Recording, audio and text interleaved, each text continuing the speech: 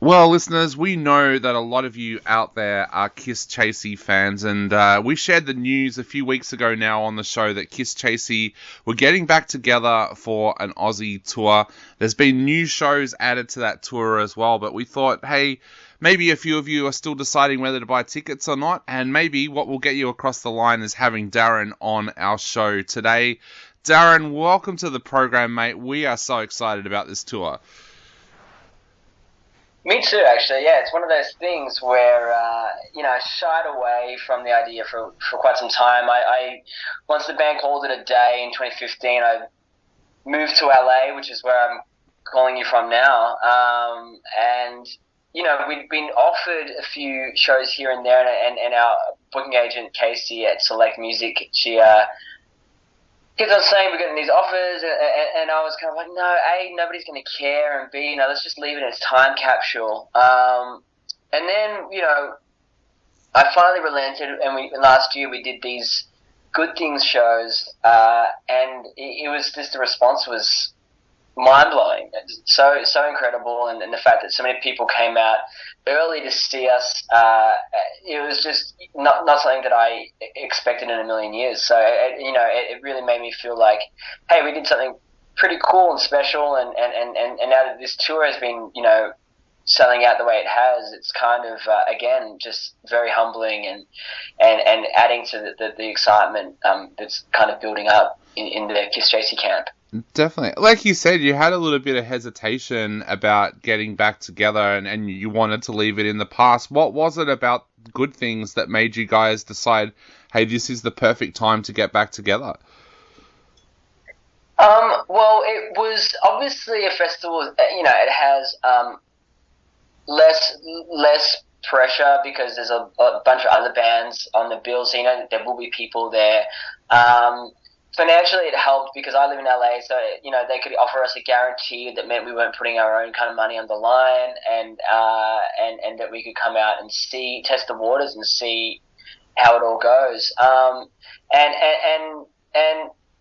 we knew it was going to be a good festival, and we knew also that based on the lineup that there would be some crossover between like people who are fans of ours and fans of the festival. So it just made a lot of sense.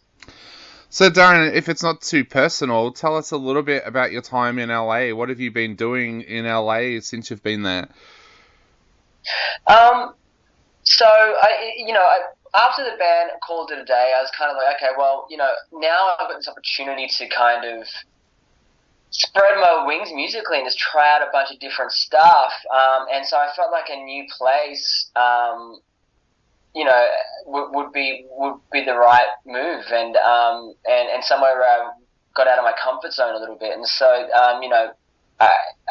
my publisher is based here, and so I came over and with the idea of like, well, I can write with a bunch of different people, play with a bunch of different people, and just kind of, now that I'm not tied to kind of one genre, I can just let all these different musical tastes that I've had kind of flowing through me over the years, give them a voice now. So that's what I've been doing a lot of, is co-writing and producing and things like that. And then recently I've actually started a new project that I'm really excited about, called Daz and the Demons. And it's I feel like it's one of those things that it's still my voice. It's still something that I feel like Kisschasy fans would dig, but it's maybe, I don't know, it's maybe a bit more vintage, a bit more, it's taking into account a lot of my whole musical journey and all the stuff that I grew up with. Maybe like there's some Roy Orbison in there, a bit of doo-wop in there and stuff like that, but also that guitar-y kind of,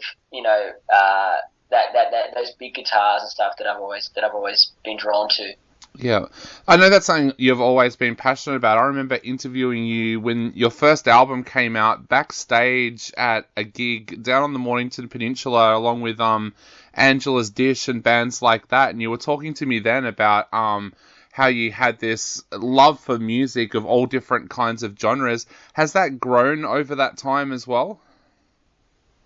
Yeah, oh, for sure. I've just been like, it's funny because it's I feel constantly like this teenager who's discovering new music. It definitely comes in waves, but I'll go through like these really deep, quote unquote crate digging, like kind of phases where I just like dig and dig and dig for all this different music. Like I'll find a band and I'll look at their influences. You know, one of my favorite things, this is going to maybe show my age a little bit, was, you know, going to the music store and saving up buying, you know, a CD, and then flipping through that booklet and kind of finding who they, you know, there was a thing that bands used to do, is that they would list the bands that influenced them in their CD notes, you know, or thanked bands that they were playing with. So you could learn a lot about that band's scene or about who they looked up to, and that could help inform you as to like who else is around. Because it was a lot harder than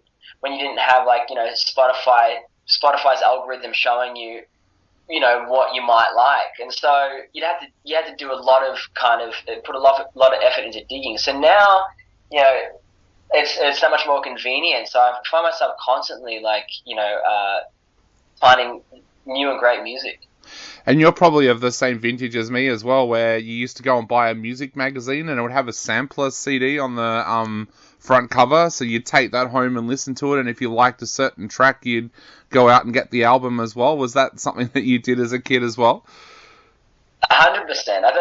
That's still a great idea. I wish that still existed, you know? Yeah, exactly. Well, Darren, tell us a little bit about how you feel about this tour. Like you said, you guys announced the tour and then had to put on extra shows pretty much straight away. How does that make you feel, knowing that Aussies still love you guys so much that they put pressure on for extra shows? It makes me feel super grateful that we were able to do something that a lot of people, you know, only dream about. And I think that the fact that not only that, but that it wasn't such a passé thing, that it's managed to stand the test of time. And you know, it was one of those things when we got offered this thing, good things, and we went out, and I was like, okay, well, first of all, we're playing first thing in the morning. You know, we're playing like, well, it was like 1 p.m. I think, and then we're playing on stage 3, which is much harder to get to. It's something like it's just like this maze of like walkways to get out of the way past stage 1 and 2 to stage 3. And so I was like, nobody's going to show up to see us play. You know, first of all, we broke up in 2015. Second of all, even when we broke up in 2015, we hadn't released an album since 2009. And not only that, the festivals asked us to only play our first album, so we're not even playing any of their hits from the other 2 albums. So I just thought, this is just not going to go down well.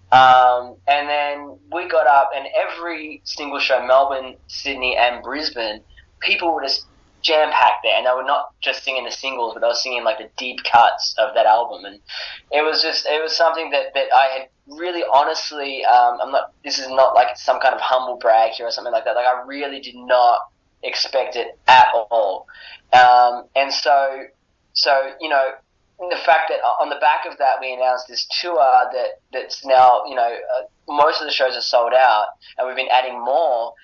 It's just something that's just, I feel so grateful for it. It's just like seriously like goosebumps material, the fact that we can come back and do that. And it makes me feel grateful for the people who have stood by us. It makes me feel grateful for the hard work that we put in to touring and earning those fans, but also making sure that we wrote songs that stood that test of time. And that's really one of the reasons why we broke up, because I'm a big believer that sometimes the best thing a band can do is break up, because you do your best work, the stars align for that period, and then it kind of fades, and everything you do after that, you're trying to get back to that point. And I didn't want to allow our band to get to that point. So maybe we called it a day prematurely, but all I know is that I'm still super proud of those 3 records that we put out, and if we had kept on going, maybe I wouldn't feel that way about our subsequent work, you know? Yeah. What does it feel like now when you guys get together in a room? Like you said, you did that for good things, and you'll be doing it again in a few weeks for this tour. What does it feel like when you guys get back together? Well, it's interesting because when we decided to do the tour, I remember it was about a month to go before we did Good Things, and I was like, fuck, I've got to start practicing these songs. I haven't played any of these songs since our final show. I haven't played a note of a Kisschasy song since that last note we played on stage in Melbourne in 2015. So I was like, oh, fuck, okay, I'm gonna get together and relearn these songs. So I got into my own I got my own little rehearsal room in my house here that I jumped into, and so I got into that and I started running through the songs, and it was crazy how much they just came back, and kind of I was like, they've just been sitting there, deep inside my subconscious, just sitting dormantly. So I kind of was really excited when I realized that was the case. And then when we got together in Melbourne before Good Things, I landed in Melbourne from LA on the Monday.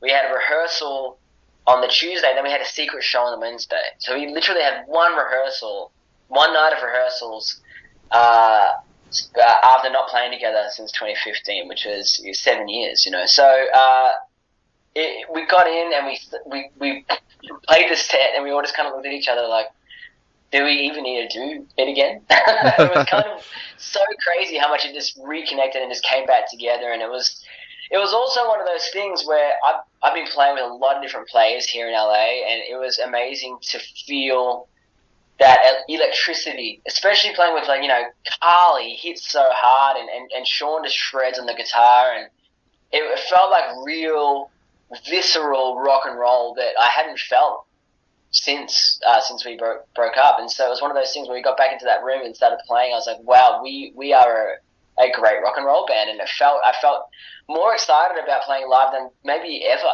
It was really such an electrifying thing, and that's the same way I feel right now, leading up to these shows. Now, I think I know the answer to this one because of what you said before, but I think your fans would be pretty angry if I didn't ask it. Could you ever see yourself recording more music with Kisschasy, or like you said, is it best to leave that in the past? Look, it's definitely something that after Good Things, before Good Things, I was like, probably not, and then after Good Things, I definitely opened up to the idea. And so it's one of those things where I don't want to give an answer either way. Yeah. My approach since coming back to LA after Good Things was, I'm going to write a bunch of music, and if anything comes up and feels like it would not betray Kisschasy and would be in line with the legacy that we've built, then I would be completely open to putting it out. And so that process is still underway. Awesome. Well, Darren, again, I know we're running out of time very, very quickly. I just want to say thank you so much for getting the band back together for this tour. I know there's a lot of us that are very, very excited. And thank you so much for doing regional shows as well, especially Hobart. We have a lot of listeners down there, and I know they're very, very thankful for you guys doing Hobart. So thank you for that. And to finish off, what would you like to say to anybody out there who's still thinking about buying a ticket for these shows? Well, look, I think this is honestly us at our best. We actually have been, I've been spending these years since we broke up honing my musical skills, and the other guys still have. We still live and breathe music, and I think the fact that we got back together and we're playing these songs more tightly and with more passion than ever before is one reason. And I think the second reason is I live on the other side of the world. I don't know when this will happen again. Maybe never. So I think if you're hesitant about it, you don't want to be one of those people who misses out, and you hear from other people that they were there and you weren't, and it's not going to happen again.